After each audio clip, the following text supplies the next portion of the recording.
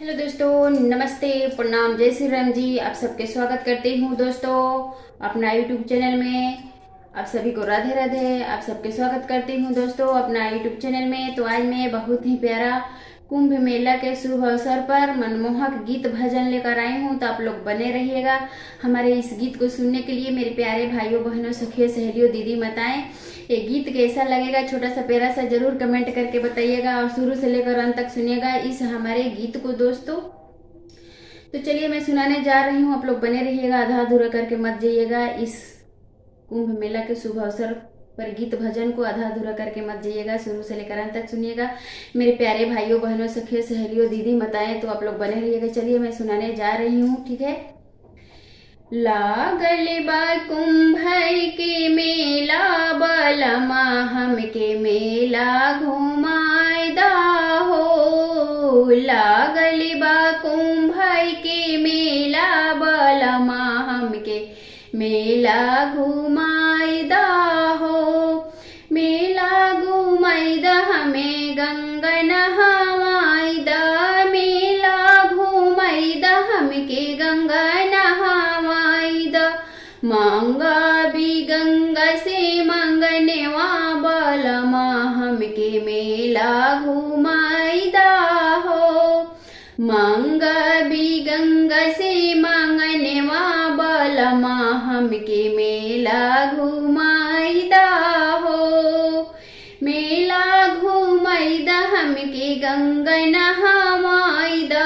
मेला घुमाएदा हमके गंगा नहावाएदा।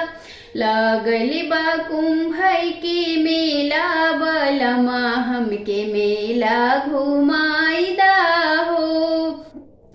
पहला मंगन हम गंगा से मांग भी। पहला मंगन हम गंगा से मांग भी।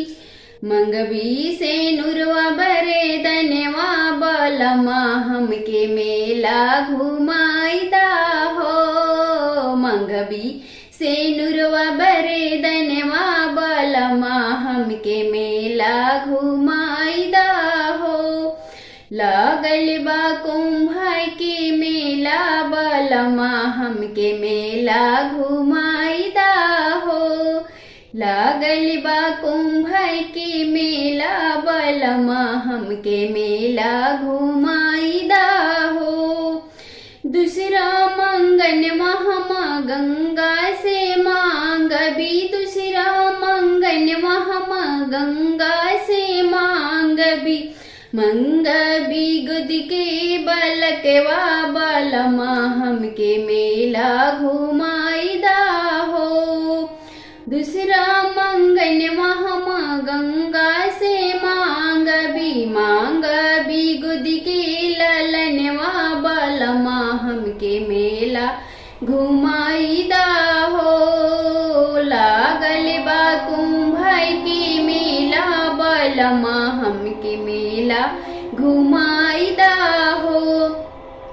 तीसरा मंगन हम गंगा से मांग भी। तीसरा मंगन हम गंगा से मांग भी भैया से भतीजवा बलमा हमके मेला घुमाएदा हो। मांग भी भैया से भतीजवा बलमा हमके मेला घुमाएदा हो।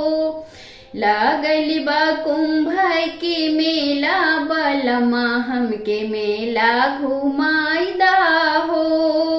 मेला घुमाएदा हमें गंगा नहलाएदा।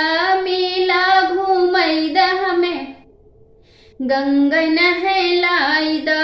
मांगा भी गंगा से मंगनवा बलमा हमके मेला घुमाएदा हो। मांगा भी गंगा से मंगनवा बलमा हमके मेला घुमाएदा हो। लागल बा कुंभ के मेला बलमा हमके मेला घुमाएदा हो।